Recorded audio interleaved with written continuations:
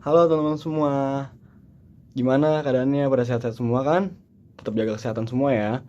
Nah, kami dari Join 5 ingin menceritakan dan menjelaskan tentang mata kuliah apa yang kami suka selama semester 3 ini. Nah, dimulai dari saya ya. Perkenalkan, nama saya William Alfredo, NIM 119210107 dari Join 5.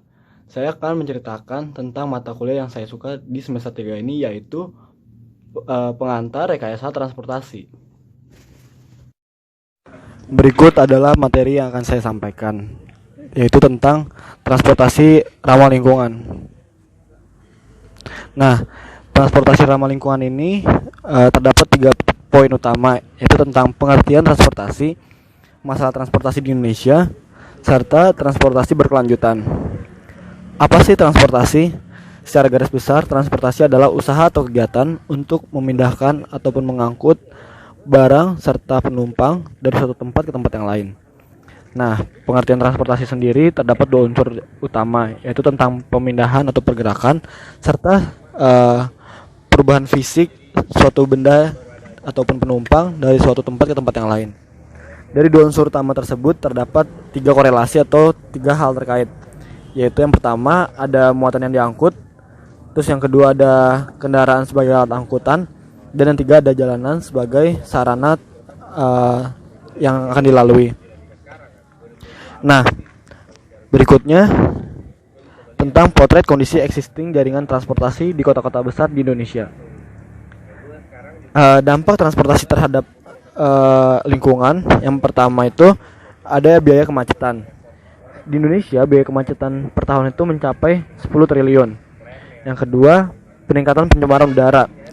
Dan yang ketiga adalah dampak terhadap kesehatan. Ada tentang kematian bayi prematur, serangan asma, ISPA yang terus meningkat, serta peningkatan kadar PB dalam darah balita.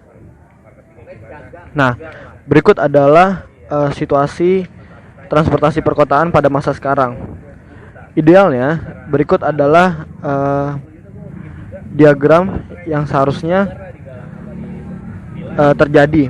Namun kenyataannya transportasi sekarang itu memiliki diagram seperti berikut, di mana kebutuhan transportasi lebih besar dibanding prasarana transportasi.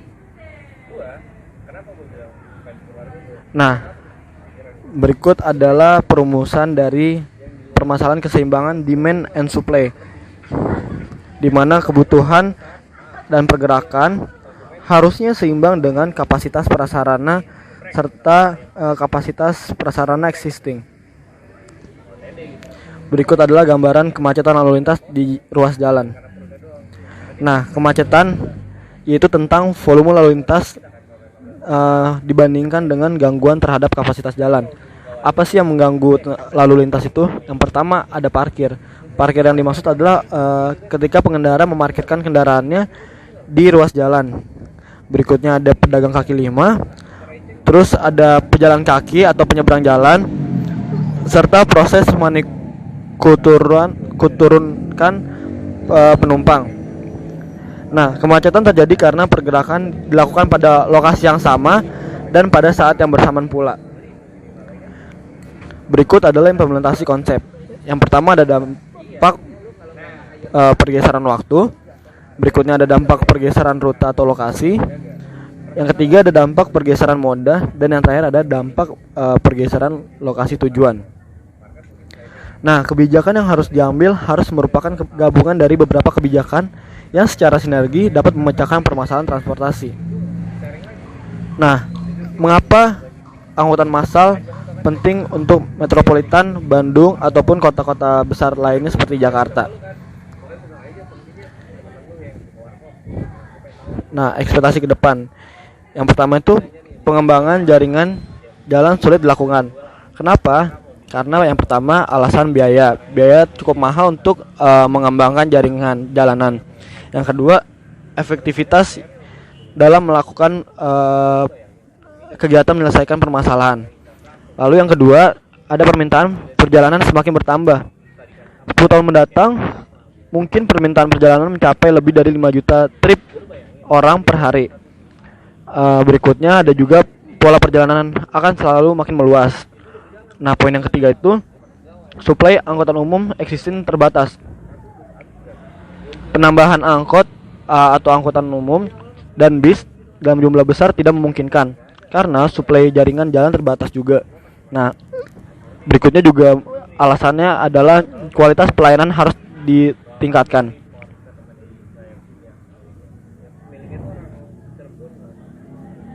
Nah, the value chronology of car oriented synergy. Yang pertama existing macet. Nah, dari existing macet ini harus dijabarkan tentang ekspansi jaringan jalan. Kemudian dari ekspansi jaringan jalan tersebut akan dikembangkan menuju aksesibilitas. Dan dari situ akan dijelaskan tentang jumlah atau intensitas penggunaan kendaraan pribadi.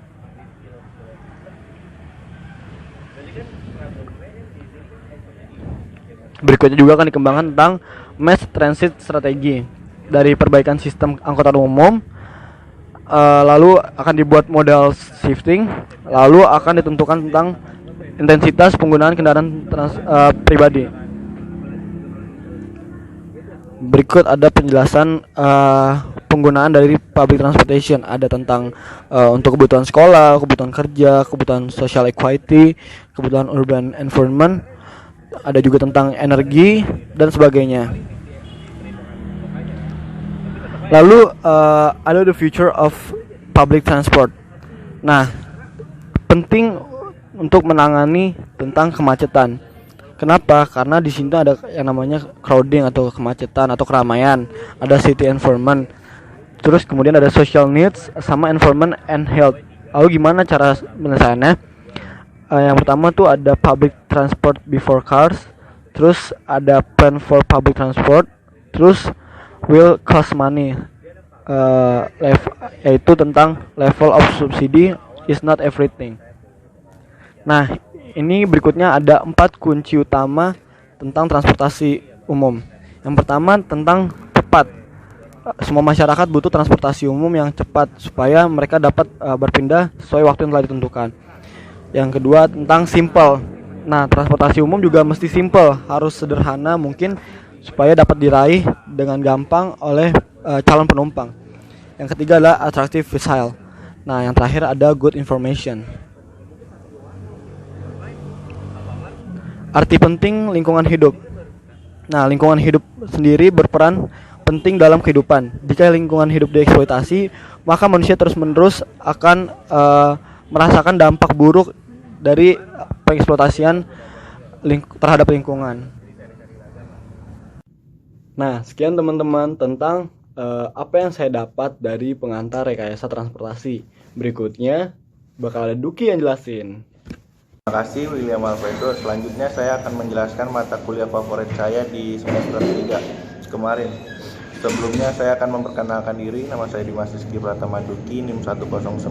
Mata kuliah favorit saya adalah PRT atau pengantar rekayasa transportasi.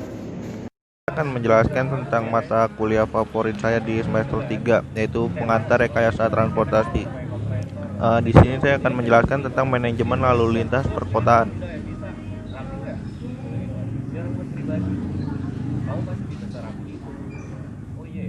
Ini adalah penyebab kemacetan di perkotaan. 5% dari special event atau lainnya, terus 5% dari poor signal timing, dan 15% dari bad weather, 10% dari walk zone, terus 40% dari bottlenecks, dan 25% dari traffic incident. Dan di sini saya akan menjelaskan tentang definisi manajemen lalu lintas, yaitu penerapan rekayasa lalu lintas dan metode-metode yang relevan lainnya dalam usaha untuk memanfaatkan sistem prasarana jalan yang ada secara efektif atau tepat guna dengan tetap memperhatikan aspek keselamatan, safety, dan lingkungan. Tujuannya, yang pertama meningkatkan efisiensi pergerakan lalu lintas secara menyeluruh, sedemikian sehingga tingkat aksesibilitas ke seluruh daerah cukup tinggi. Pertimbangan utamanya adalah keseimbangan antara permintaan pergerakan atau demand dan prasarana penunjang yang tersedia atau supply. Yang kedua adalah meningkatkan keselamatan pengguna jalan. Yang ketiga, melindungi dan memperbaiki kondisi lingkungan. Dan yang keempat, mempromosikan penggunaan energi secara lebih efisien ataupun penggunaan bahan energi lain yang dampak negatifnya lebih kecil daripada energi yang ada. Lalu perumusan sasaran. Yang pertama, meningkatkan kecepatan rata-rata dari 20 km per jam menjadi 30 km per jam pada saat-saat jam sibuk. Yang kedua, mengurangi tingkat kecelakaan lalu lintas dari 10 kecelakaan per 1 juta kilometer perjalanan menjadi 5 kecelakaan per 1 juta kilometer perjalanan. Yang ketiga, mengurangi pencemaran gas buangan kendaraan, misalnya CO2 dari suatu tingkat pencemaran tertentu menjadi di bawah ambang batas yang disyaratkan. Yang keempat, berkaitan dengan metode transportasi. Maksud dari perumusan sasaran di sini adalah agar hasil manajemen lalu lintas dapat sesuai dengan tujuan dan keberhasilan suatu manajemen lalu lintas dapat diukur secara lebih pasti. Polusi dari kendaraan bermotor di perkotaan. Yang pertama, polusi udara berasal dari hasil buangan kendaraan bermotor. Dampak negatifnya yaitu berkurangnya kadar oksigen, keracunan kimiawi terhadap udara seperti timah, CO2 dan CO, lalu masalah debu. Lalu polusi air dan tanah disebabkan karena pengendapan dari udara yang tercemar, peracunan sumber air, makanan, dan tumbuhan. Lalu polusi suara dihasilkan oleh bisingan mesin-mesin kendaraan yang berlalu lalang di jalanan, menyebabkan gangguan pendengaran. Lalu vibrasi dihasilkan oleh getaran mesin kendaraan atau getaran badan kendaraan. Dampaknya adalah kerusakan fisik pada struktur manusia. Aspek-aspek yang ditinjau. Yang pertama, mobilitas penduduk dan barang. Lalu aksesibilitas daerah, keselamatan atau safety pengendara dan pejalan kaki, lalu kenyamanan pengendara, keselarasan lingkungan, dan konservasi energi. Metode penanganannya, yang pertama penanganan atau pengaturan secara legal, pengaturan dan perundang-undangan. Lalu penanganan secara fisik, penanganan dengan cara memberikan informasi pada pengguna jalan, dan penanganan dengan cara charging system. Strategi penerapan manajemen lalu lintas. Yang pertama, seketika. Jangkauan perubahannya diperkirakan terjadi waktu kurang dari 2 minggu. Lalu jangka pendek, jangkauan perubahannya diperkirakan terjadi dalam waktu 2 minggu sampai 1 tahun. Lalu yang ketiga, jangka menengah. Jangkauan perubahannya diperkirakan terjadi dalam waktu antara 1 sampai 3 tahun. Dan yang terakhir, jangka panjang. Jangkauan perubahannya diperkirakan terjadi dalam waktu 3 sampai 5 tahun. Pengaturan menurut perundangan. Yang pertama, speed limit. Yang kedua, restriction and on turning movement. Yang ketiga, the closure of or one way operation of street. Yang keempat, tidal flow operation of major road. Yang kelima, priority for high occupancy vehicle and on street waiting restriction and parking control. Speed limit, ya di sini speed limit ada perpendek jarak henti yang diperlukan kendaraan untuk berhenti dengan selamat,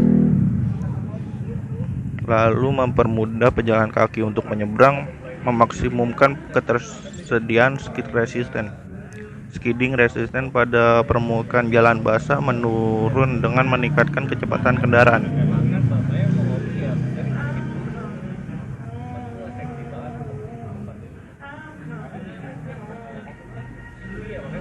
Pengaturan dengan metode perubahan fisik.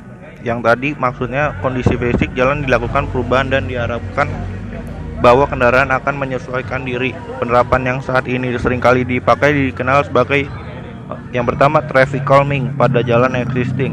Lalu serta penggunaan tempat penyeberangan dan kawasan pejalan kaki dan rute sepeda.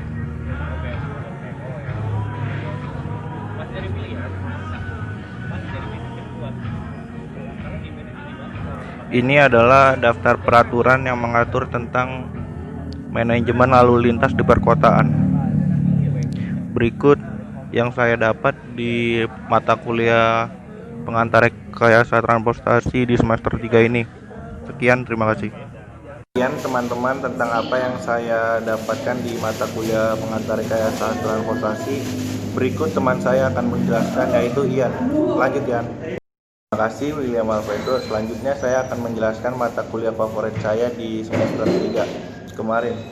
Sebelumnya saya akan memperkenalkan diri. Nama saya Dimas Rizky Pratama Duki, NIM 109. Mata kuliah favorit saya adalah PRT atau pengantar rekayasa transportasi. Saya akan menjelaskan tentang mata kuliah favorit saya di semester 3, yaitu pengantar rekayasa transportasi. Di sini saya akan menjelaskan tentang manajemen lalu lintas perkotaan.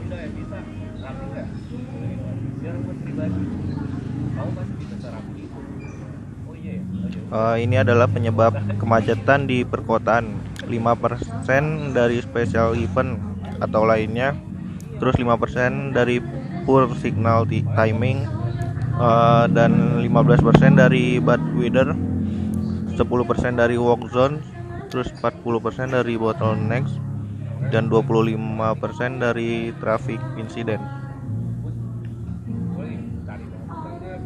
Dan di sini saya akan menjelaskan tentang definisi manajemen lalu lintas, yaitu penerapan rekayasa lalu lintas dan metode-metode yang relevan lainnya dalam usaha untuk memanfaatkan sistem prasarana jalan yang ada secara efektif atau tepat guna dengan tetap memperhatikan aspek keselamatan, safety, dan lingkungan. Tujuannya, yang pertama, meningkatkan efisiensi pergerakan lalu lintas secara menyeluruh, sedemikian sehingga tingkat aksesibilitas ke seluruh daerah cukup tinggi. Pertimbangan utamanya adalah keseimbangan antara permintaan pergerakan atau demand dan prasarana penunjang yang tersedia atau supply. Yang kedua adalah meningkatkan keselamatan pengguna jalan. Yang ketiga, melindungi dan memperbaiki kondisi lingkungan. Dan yang keempat, mempromosikan penggunaan energi secara lebih efisien ataupun penggunaan bahan energi lain yang dampak negatifnya lebih kecil daripada energi yang ada. Lalu perumusan sasaran. Yang pertama, meningkatkan kecepatan rata-rata dari 20 km per jam menjadi 30 km per jam pada saat-saat jam sibuk. Yang kedua, mengurangi tingkat kecelakaan lalu lintas dari 10 kecelakaan per 1 juta kilometer perjalanan menjadi 5 kecelakaan per 1 juta kilometer perjalanan. Yang ketiga, mengurangi pencemaran gas buangan kendaraan, misalnya CO2, dari suatu tingkat pencemaran tertentu menjadi di bawah ambang batas yang disyaratkan. Yang keempat, berkaitan dengan metode transportasi. Maksud dari perumusan sasaran di sini adalah agar hasil manajemen lalu lintas dapat sesuai dengan tujuan dan keberhasilan suatu manajemen lalu lintas dapat diukur secara lebih pasti. Polusi dari kendaraan bermotor di perkotaan. Yang pertama, polusi udara berasal dari hasil buangan kendaraan bermotor.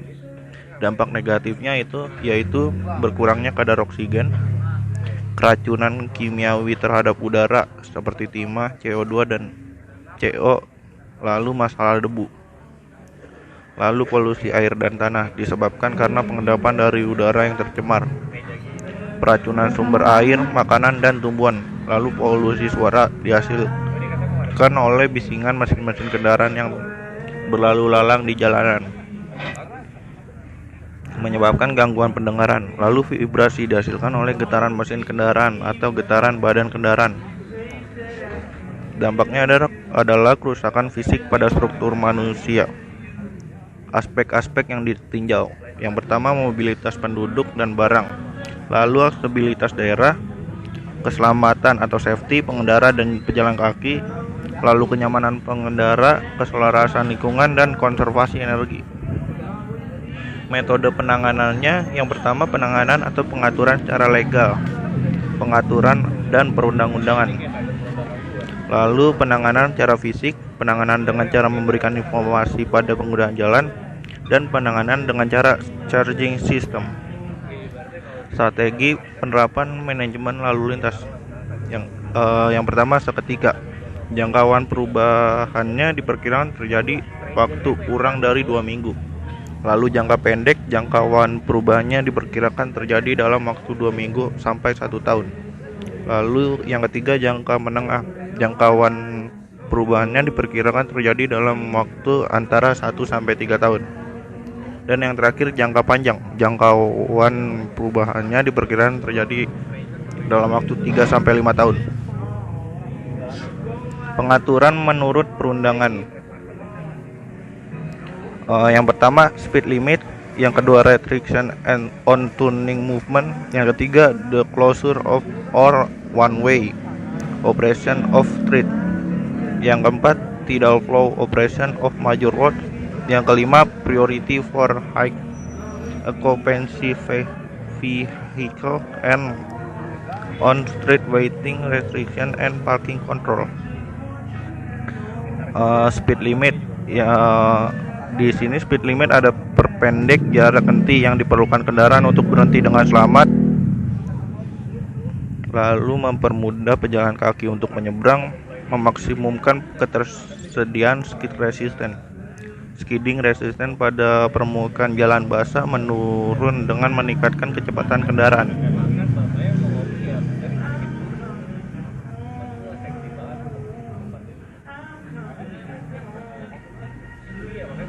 Pengaturan dengan metode perubahan fisik. Yang tadi maksudnya kondisi fisik jalan dilakukan perubahan dan diharapkan bahwa kendaraan akan menyesuaikan diri.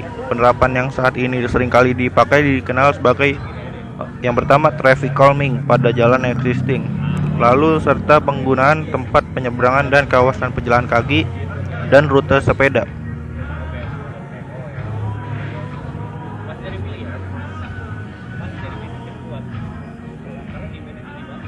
Ini adalah daftar peraturan yang mengatur tentang manajemen lalu lintas di perkotaan. Berikut yang saya dapat di mata kuliah pengantar rekayasa transportasi di semester 3 ini. Sekian, terima kasih. Sekian teman-teman tentang apa yang saya dapatkan di mata kuliah pengantar rekayasa transportasi. Berikut teman saya akan menjelaskan, yaitu Ian. Lanjut, Ian. Halo semuanya, perkenalkan nama saya Jibril Rizkyal Daniel, NIM 119210192 dari Join 5. Kakak join kami adalah Kaneno Melta Yulendra. Kali ini saya akan menceritakan pengalaman setelah 1 semester di masa Prodi. Nah, dari sekian banyak matkul Prodi, ada satu matkul nih yang saya sangat suka, yaitu adalah teknologi bahan, dikarenakan teknologi bahan sendiri itu adalah dasarnya. Coba kita contoh dari bangunan-bangunan tersebut. Dari bangunan ini yang terlihat keren dan megah dan mewah, itu nggak akan bisa jadi misal kita nggak ngerti dari dasar-dasarnya, dari bahan-bahannya sendiri. Nah, maka dari itu kenapa saya suka teknologi bahan. Dan dalam kerja lapangannya, teknologi bahan itu kayak kita yang turun ke lapangan dan kita yang kayak ibaratnya kalau itu kuli lah, tapi dengan perhitungan yang tepat. Nah, pertama yang perlu diperhatikan adalah beton. Beton sendiri adalah campuran dari semen, agregat halus, agregat kasar, air, dan bahan tambahan yang volume yang berbeda-beda tergantung rencana mutu beton tersebut, atau yang biasa juga disebut mix design. Nah, biasanya itu semen sendiri itu dari kisaran 7-15%, air 14-21%, agregat halus dan agregat kasar itu adalah 60-80%, dan bahan tambahan itu biasanya hanya 1-8%. Nah, semen adalah material yang memiliki sifat pengikat dan mengeras apabila dicampur air, dan setelah mengeras tidak mengalami perubahan kimia jika diberikan air. Jadi jika udah kita campur semen itu dengan air dan kita diamkan sampai mengeras dan kita campurkan air tersebut, semen itu nggak bakal jadi halus lagi, atau jadi udah benar-benar jadi kokoh lah jadi semen tersebut. Nah, semen sendiri itu memiliki 2 jenis, yaitu hidrolis dan non hidrolis. Nah, semen hidrolis sendiri biasanya disebut semen Portland. Nah, semen Portland sendiri dibagi menjadi 5 tipe, yaitu Semen tipe 1 yaitu semen biasa atau normal. Semen tipe 2 itu adalah semen yang panasnya sedang. Semen tipe 3 biasanya semen yang cepat mengeras. Semen tipe 4 biasanya semen panas rendah. Semen tipe 5 adalah semen tahan sulfat. Nah, jenis-jenis semen yang non hidrolisis adalah gips, lime, semen magnesium, semen belerang. Nah, semen sendiri memiliki tahap pengerasan. Tahap pengerasan itu adalah setting time, yaitu adalah pengakuan pasta semen. Dan initial set, kenaikan temperatur dengan cepat. Final set, temperatur puncak. Nah, setelah semen, kita akan berlanjut ke agregat. Agregat sendiri itu ada dua, agregat kasar dan agregat halus. Biasanya agregat kasar itu sebenarnya sering kita jumpai atau yang biasa kita sebut itu kerikil, batu-batu kerikil lah. Tapi dalam pendidikan kita sebutnya dalam agregat kasar. Nah, agregat halus juga sama juga dengan agregat kasar. Kita juga gampang dan mudah kita jumpai dalam kehidupan sehari-hari yang biasa kita sebut pasir. Namun dalam hal pendidikan kita sebutnya agregat halus.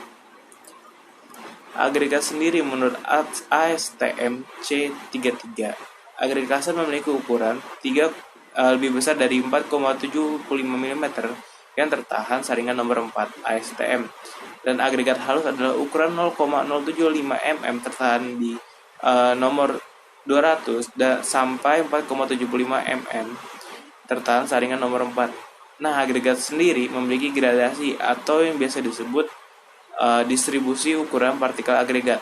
Macam-macam agregat adalah gradasi seragam, gradasi bercela, dan gradasi menerus.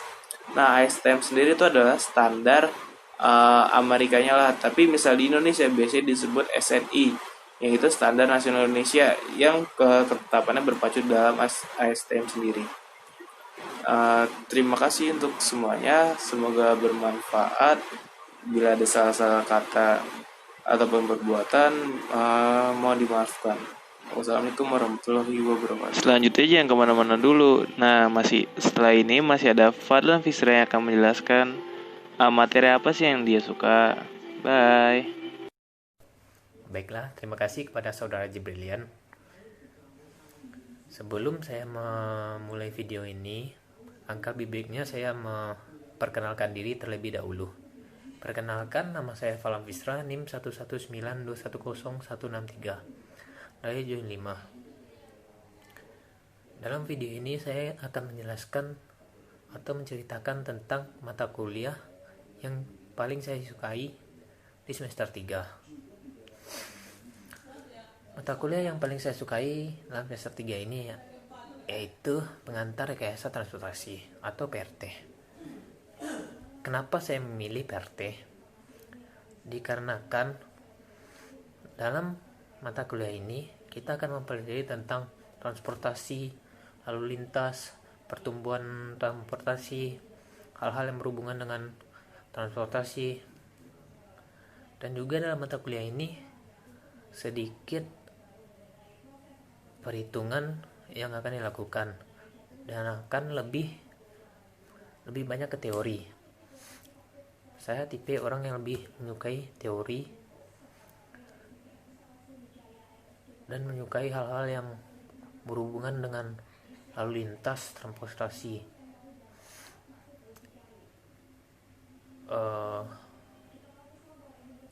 Dosen yang bertanggung jawab dalam kelas saya dalam mata kuliah ini yaitu Bapak Hermon, dan yang biasa mengajar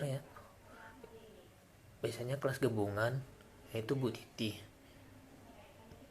Dosen yang mengajar PRT ini saya suka sekali karena setiap kali mengajar dia akan menjelaskan dan bercerita tentang bagaimana tentang transportasi yang digunakan, tentang materi-materi ini bagaimana dengan sejarah-sejarahnya, sehingga saya tidak bosan dalam belajar dan saya lebih mudah mengerti dan memahami dalam mata kuliah PRT ini. Baiklah, selanjutnya saya akan menjelaskan beberapa materi yang sudah saya dapatkan selama semester 3 ini. Stay tune.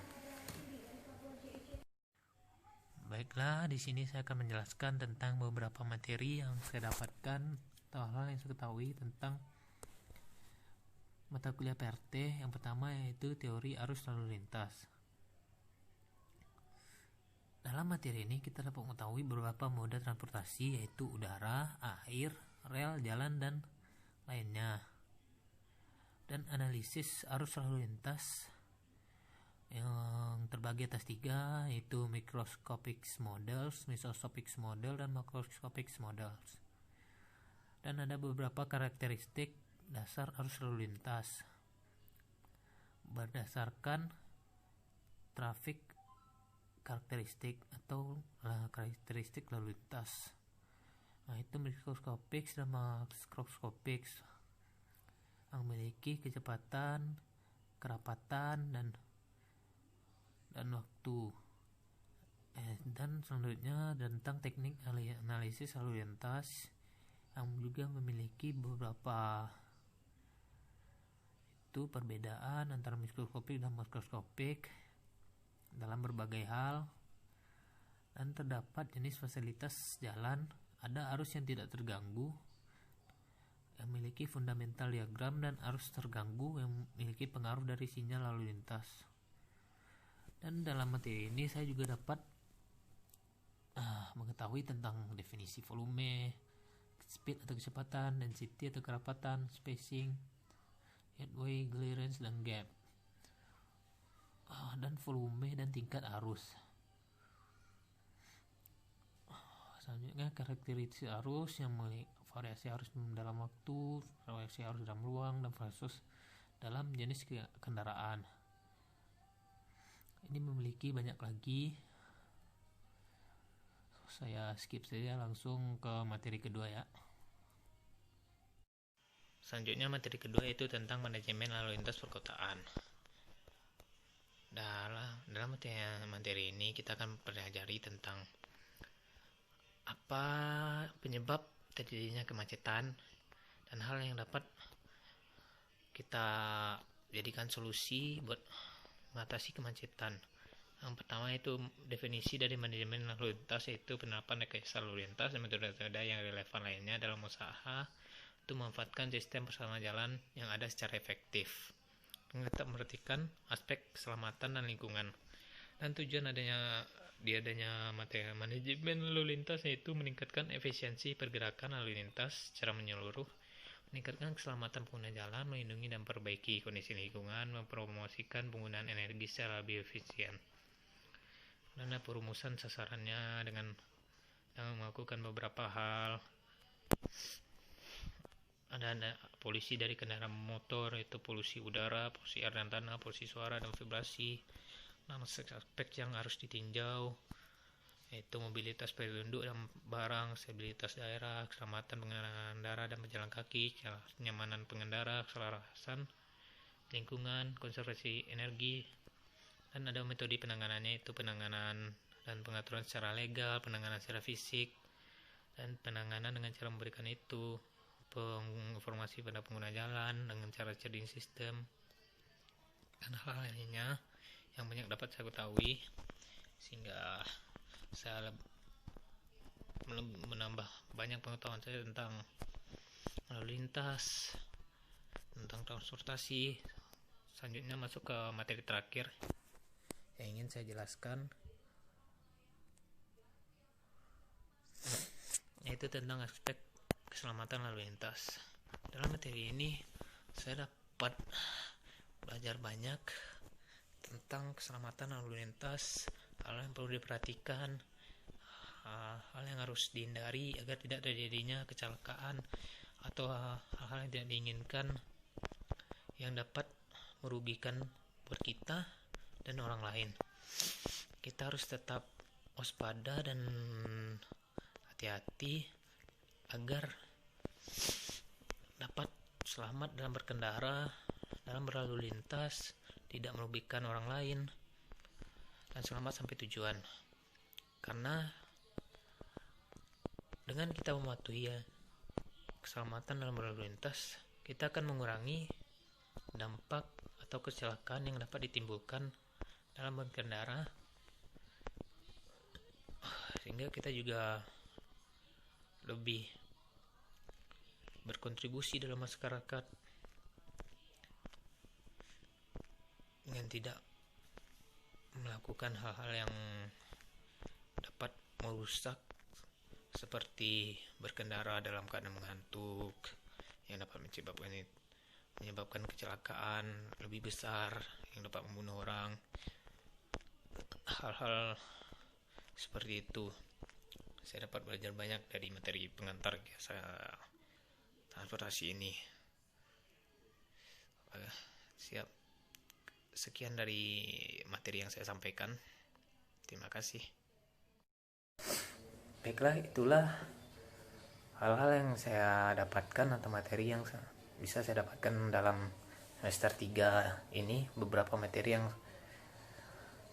yang bisa saya tampilkan. Sekian dari saya. Selanjutnya saya berikan kesempatan kepada teman saya, yaitu Yelva Melona. Waktu dan tempat dipersilakan. Terima kasih. Izin memperkenalkan diri, nama saya Ilva Maulana Pasaribu, NIM 119210042. Mata kuliah yang saya sukai selama di semester 3 yaitu Matematika Rekayasa dan Metode Numerik atau yang biasa disingkat dengan Matrek. Kenapa saya menyukai mata kuliah itu? Karena ada beberapa topik yang sebelumnya di SMA sudah dipelajari, seperti sistem persamaan linear, vektor, dan matriks, sehingga pada saat di kuliah lumayan mudah untuk memahaminya. Namun beberapa di antaranya pada saat ditemukan di kuliah saya rasa itu susah. Nah, adapun topik-topik yang dibahas dalam matrek yaitu yang pertama sistem persamaan linear, yang kedua metode numerik pengantar Python, yang ketiga vektor, yang keempat matriks, yang kelima transformasi geometri, yang keenam eigenvalue dan eigenvektor, yang ketujuh metode numerik matriks, yang kedelapan integral, yang kesembilan integral lipat 2 dan 3, yang ke-10 integral garis, yang ke-11 metode numerik integrasi, yang ke-12 PDB, yang ke-13 PDP, yang ke-14 metode numerik PD. Adapun topik yang saya sukai selama di semester 3 bagian matrek yaitu sistem persamaan linear. Sistem persamaan linear itu dapat dikerjakan dengan metode eliminasi, substitusi, campuran, dan metode grafis. Dan itu apabila n-nya lebih kecil dari 3. Apabila n-nya lebih besar dari 3, dapat digunakan metode Gauss ataupun Gauss-Jordan. Materi yang saya dapat yaitu yang pertama menggunakan metode eliminasi. Kita dapat mencari X dan Y menggunakan metode eliminasi dengan cara yang pertama, materi dari sistem persamaan linear metode eliminasi dapat dikerjakan dengan cara dapat menentukan X dan Y, dimana untuk yang pertama kita samakan dulu X-nya, setelah X-nya sama kita kurangkan sehingga tinggal Y didapat Y, dan kemudian sebaliknya untuk Y kita samakan dulu Y-nya sehingga dikurangkan dan kemudian Y-nya habis, tinggal nilai X sehingga dapat nilai X dan Y. Selanjutnya untuk metode substitusi yang saya dapat yaitu di mana variabel contohnya X dan Y diganti menjadi satu variabel sehingga lebih mudah untuk dijumlahkan. Selanjutnya yang saya dapat metode campuran yaitu antara eliminasi dan substitusi, di mana untuk pertama untuk X, contoh untuk X-nya kita eliminasi, dan selanjutnya untuk mencari Y-nya kita ganti semuanya dengan variabel yang didapat sehingga didapatkan nilai Y. Untuk sistem persamaan linear yang n-nya di atas 3 yaitu dapat menggunakan metode Gauss-Jordan dan metode Gauss. Itu dapat dikerjakan dengan sistem OBE. Yaitu operasi yang diterapkan pada barisan suatu matriks. Operasi baris OBE disingkat dengan operasi baris elementer. Cara-caranya yaitu yang pertama menukar urutan baris, yang kedua mengalihkan suatu baris dengan bilangan bukan 0 untuk mendapatkan hasil yang ingin didapatkan, yang ketiga menjumlahkan kelipatan suatu baris dengan baris lainnya. Dalam metode Gauss-Jordan maupun Gauss, kita harus mengubah sistem persamaan menjadi sistem matriks. Matriks dapat dikatakan eselon baris apabila memenuhi persyaratan setiap baris angka pertama selain 0 harus 1. Jika ada baris yang elemennya 0, maka harus dikelompokkan baris di akhir matriks. Jika ada baris yang leading 1, maka leading 1 di bawahnya angka satunya harus berada di kanan dan dari leading di atasnya. Jika kolom memiliki leading 1 angka selain 1 adalah 0, maka baris tersebut disebut baris eselon tereduksi. Sekian penjelasan dari saya tentang mata kuliah yang saya suka, yaitu matematika rekayasa dan metode numerik. Selanjutnya akan dilanjutkan oleh teman saya, Duki. Assalamualaikum warahmatullahi wabarakatuh. Halo abang kakak, perkenalkan nama saya Nadia Priyartanti Rahayu, NIM 119210069 dari Join 5. Di sini saya akan menjelaskan tentang matkul yang saya sukai beserta alasan dan materi apa saja yang saya dapat. Saya menyukai statika karena saya lebih menyukai perhitungan daripada teori. Dan waktu SMA juga, saya pernah belajar tentang momen gaya atau torsi. Nah, momen gaya atau torsi ini sama persis pelajarannya dengan statika. Nah, maka dari itu, saya lebih suka statika. Dan juga, di statika ini, dosen yang mengajarnya bisa membuat saya mengerti tentang pelajaran statika ini sendiri. Dari situ, dari semua hal itu, saya menyukai statika. Penjelasan tentang materi apa saja yang saya dapat akan saya jelaskan di PPT berikut. Pada PPT ini saya akan menjelaskan tentang materi apa saja yang saya dapat pada semester 3. Yang pertama, pengertian statika. Statika adalah cabang dari ilmu mekanika tanah yang mempelajari hubungan gaya-gaya atau pembebanan yang bekerja pada suatu sistem atau konstruksi yang dalam keadaan diam, seimbang, atau statis. Ilmu statika ini penting karena suatu konstruksi atau proyek harus direncanakan supaya tetap dalam keadaan statis atau tidak bergerak. Yang pertama, gaya. Gaya adalah perubahan pada suatu benda yang mempunyai satuan, yaitu kilogram, newton, kilonewton, ton, dyne, dan lain-lain. Macam-macam gaya yaitu horizontal, vertikal, dan miring. Pembebanan. Pembebanan ada dua, berdasarkan sifat dan berdasarkan jenis. Berdasarkan sifat, yang pertama beban hidup. Beban hidup yang artinya bergerak atau dinamis. Contohnya truk yang berjalan. Yang kedua beban mati. Beban mati itu yaitu beban yang mati. Contohnya lantai, dinding, kolom. Berdasarkan jenisnya, terbagi dua lagi menjadi beban terpusat dan beban merata. Beban terpusat yaitu hanya bekerja pada suatu titik, dan beban merata, beban yang merata pada sepanjang batang.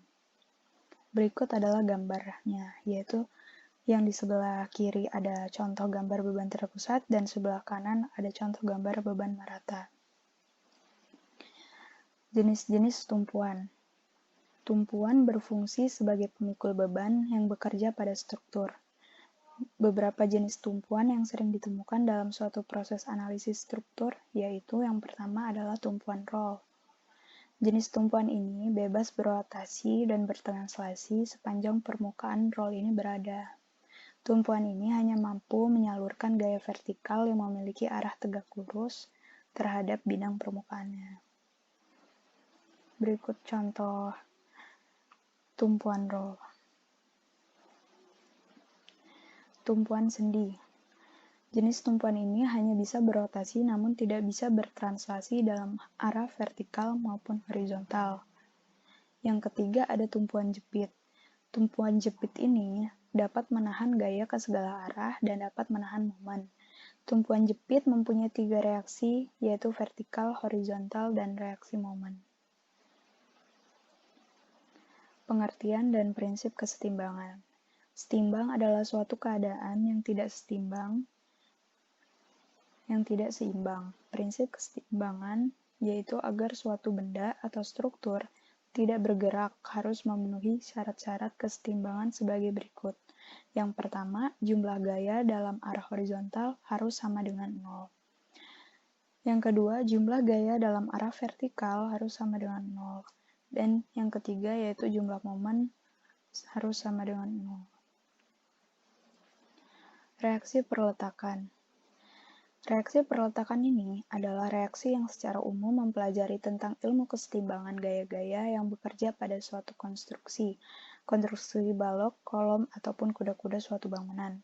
Jadi, semua gaya yang ada dijumlahkan seharusnya harus menjadi 0. Jadi, gaya vertikal ke atas, reaksi dengan gaya vertikal bawah aksi setelah dijumlahkan hasilnya adalah 0. Begitu juga dengan penjumlahan gaya horizontal ke kiri dan ke kanan adalah 0. Perjanjian arah yang diambil yaitu vertikal positif ke atas, horizontal positif ke kanan, dan momen positif searah jarum jam. Gaya dalam. Di dalam balok terjadi gaya dalam supaya terjadi kesetimbangan struktur. Gaya dalam berupa gaya lintang, gaya normal, dan gaya momen. Momen adalah perkalian antara gaya dan jarak. Dalam menentukan momen diperlukan beberapa syarat, yaitu yang pertama, jika dimulai dari kiri, nilai positif artinya momen negatif. Jika dimulai dari kanan, nilai positif artinya momen positif. Yang ketiga, yaitu syaratnya penentuan atau pemotongan jarak tiap bertemu gaya baru. Yang kedua adalah gaya normal. Gaya normal adalah gaya yang sejajar dengan sumbu batang. Syarat potongan mengikuti adanya horizontal. Gaya horizontal hanya ada pada perletakan, sehingga H sama dengan 0. Yang ketiga, gaya lintang. Gaya lintang adalah gaya yang tegak lurus dengan sumbu batang.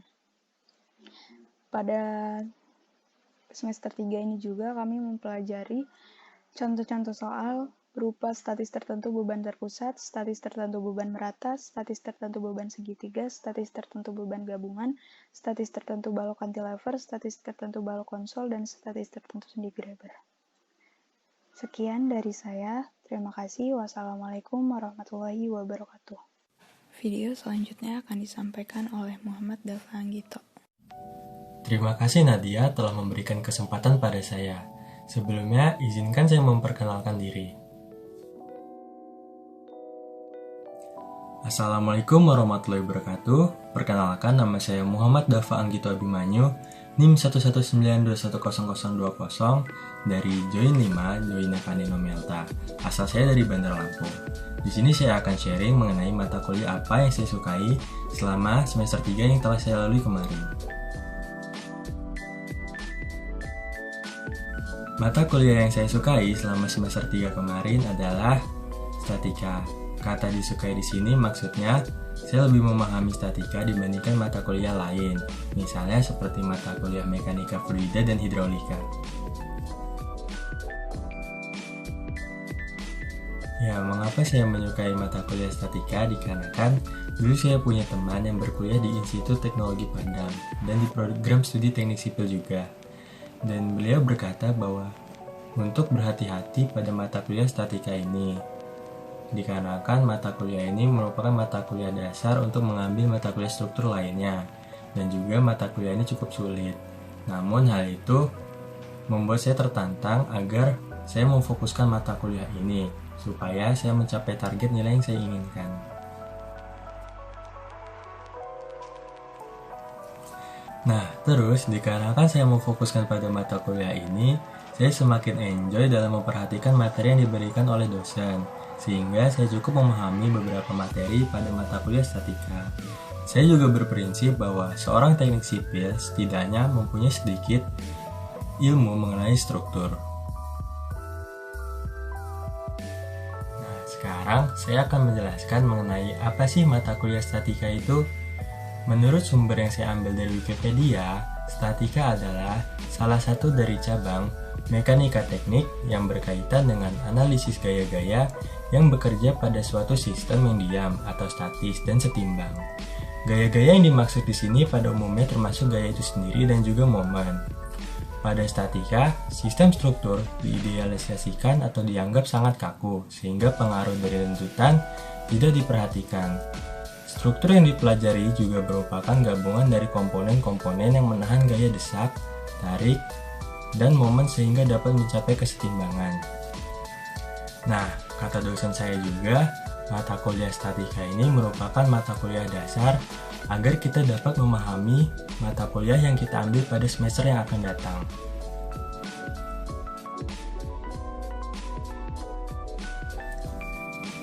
Alasan lain mengapa saya menyukai mata kuliah statika pada semester 3 adalah dikarenakan dosennya.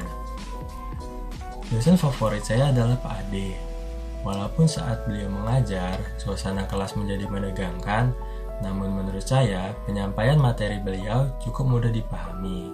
Dan walaupun juga, setiap kegiatan belajar sudah berlangsung, pasti akan ada tugas yang jumlahnya cukup banyak. Namun menurut saya, cara tersebut cukup efektif bagi mahasiswa untuk mendalami materi yang telah diberikan.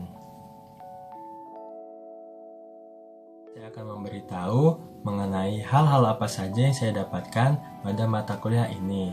Tentunya, materi yang saya dapatkan adalah ilmu-ilmu dasar mengenai ilmu tentang struktur, misalnya seperti reaksi peletakan dan gaya dalam. Lalu, jenis-jenis pembebanan, misalnya pembebanan luar, yaitu beban terpusat, beban merata, dan momen. Lalu juga ada jenis pembebanan berdasarkan kemampuan untuk bergerak atau tidak, seperti beban mati dan beban hidup. Dan juga ada beban kenaan, seperti beban angin dan beban gempa bumi. Saya juga mendapatkan ilmu mengenai jenis-jenis perletakan, yaitu jenis perletakan sendi, yang dapat menerima beban vertikal dan beban horizontal. Dan juga ada jenis perletakan roll yang hanya bisa menerima beban vertikal. Lalu ada jenis perletakan jepit yang dapat menerima beban vertikal, beban horizontal, dan momen. Materi yang saya sukai pada mata kuliah statika adalah simple beam. Alasan saya menyukai simple beam dikarenakan kita tidak membutuhkan banyak rumus dalam menyelesaikan permasalahan pada soal, namun membutuhkan pemahaman untuk mengetahui kondisi apa yang terjadi pada soal. Nah, sekarang saya akan mencoba memberi contoh mengenai soal pada materi simple beam.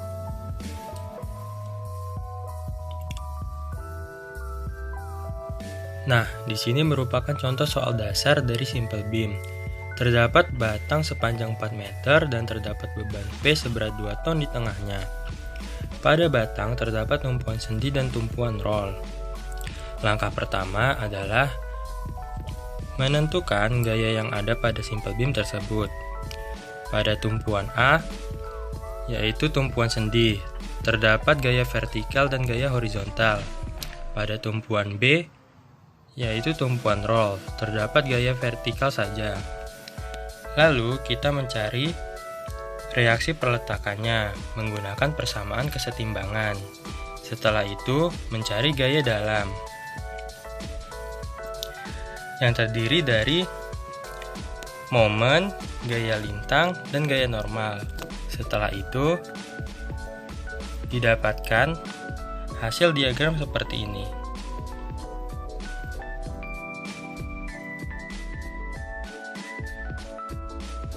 Sekian dari saya, semoga apa yang saya sampaikan dapat bermanfaat. Jika ada kesalahan kata ataupun perbuatan, saya mohon maaf. Wassalamualaikum warahmatullahi wabarakatuh.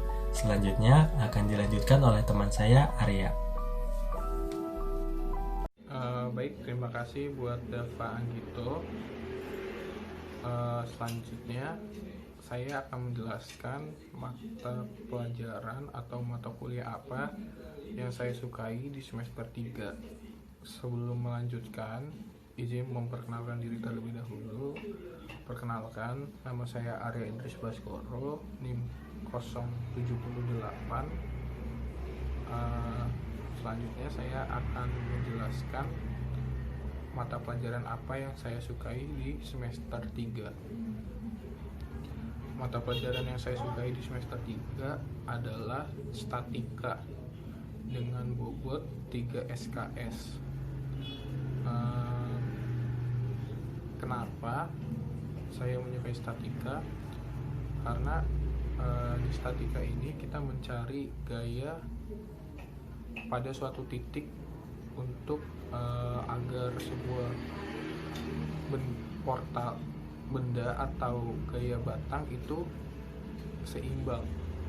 Nah, ketika kita mencari titik itu, gaya pada titik tersebut, dan kita menemukannya, itu seperti ada rasa keterpuasan tersendiri yang tidak bisa didapatkan di mata kuliah lain. Nah, dan itulah yang menyebabkan mengapa saya pribadi menyukai statika. Statika ini merupakan mata kuliah dasar pada teknik sipil yang dimana kita sebagai mahasiswa harus mampu membuat keseimbangan gaya-gaya yang bekerja pada suatu titik. Keseimbangan gaya yang bekerja pada suatu struktur dapat dilakukan dengan menggunakan hukum Newton 1. Mata kuliah ini berkaitan juga dengan mata kuliah lain seperti matematika, fisika, dan pemrograman komputer.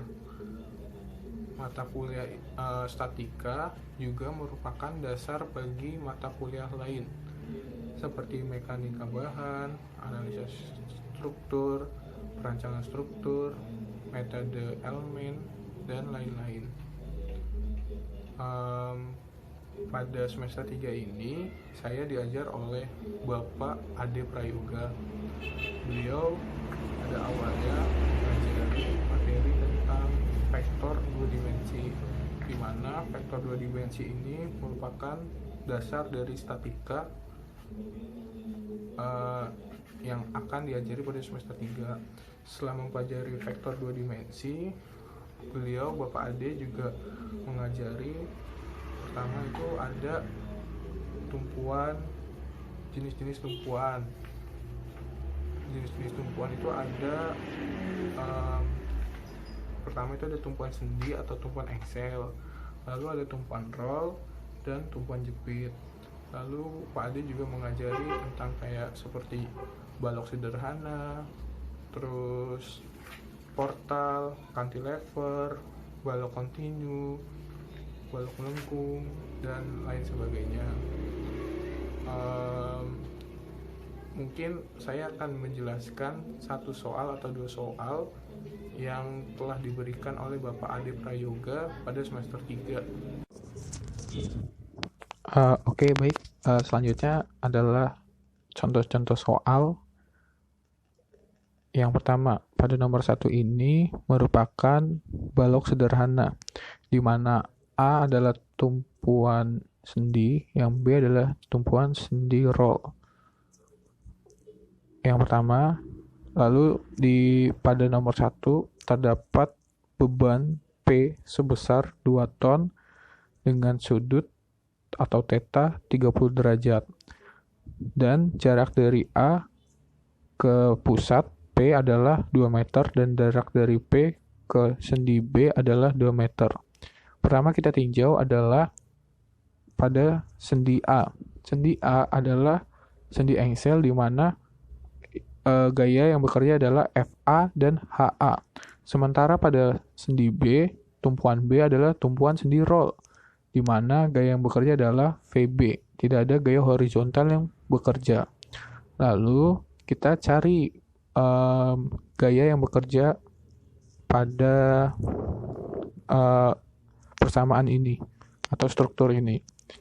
Pertama kita buat sigma M sama dengan 0. Sigma MA sama dengan 0, di mana MA atau sendi A adalah tujuan atau pusat. Lalu kita lihat gaya yang bekerja P dikali sinus theta atau sinus 30 derajat. Lalu dikalikan jaraknya dari P ke A adalah 2 meter. Lalu dikurangin, kenapa dikurang? Karena lawannya berlawanan dengan arah jarum jam, arah dari B. Karena B itu ke kiri, sementara jarum jam ke kanan, sehingga minus. Minus VB dikali jarak. Jarak dari B ke A adalah 4 meter. Lalu dimasukkan persamaannya, P-nya adalah 2, sinus 30 derajat dikali jaraknya 2 meter dikurang VB sama dengan 4 meter. Dari persamaan dikerjakan, lalu dapat VB sama dengan setengah ton. Lalu kita sigma MB sama dengan 0. FA sama dengan 4 meter. Dari FA ke B jaraknya adalah 2 meter ditambah 2 meter sama dengan 4 meter. Dikurang P sinus 30 sama dikali jaraknya dari P ke B adalah 2 meter. Lalu kita dipindah minus P sinus 32 meter dipindah ke kanan jadi positif, lalu dibagi dengan 4 meter, didapat FA sama dengan setengah ton. Lalu untuk sigma horizontal, HA ditambah P dikali horizontal sama dengan 0. HA sama ditambah P cos 30. HA sama dengan min 1 akar 3. Lalu kita cek apakah yang kita kerjakan sudah benar atau salah. Sigma V sama dengan 0. FA dikurang P sinus 30 ditambah VB sama dengan 0. FA didapat setengah. Lalu minus P 2 dikali sinus 30. Berarti 2 dikali setengah ditambah VB adalah setengah sama dengan 0. Jika ditotal dan dijumlahkan 0 sama dengan 0. Berarti struktur yang kita kerjakan sudah benar. Mungkin cukup penjelasan dari saya untuk mata kuliah apa yang saya sukai pada semester 3 ini. Dan izin untuk menutup video pada kali ini. Terima kasih sudah menonton dari awal sampai akhir dan meluangkan waktunya untuk melihat video ini. Semoga ada pelajaran dan ada manfaat yang didapat dari video kami di video Join 5. Dan kami mohon maaf apabila kami teman-teman dari Join 5 ada kesalahan dalam pengucapan baik yang disengaja maupun tidak disengaja. Kami mohon maaf dan kepada Allah kami mohon ampun. Kami akhiri. Wassalamualaikum warahmatullahi wabarakatuh.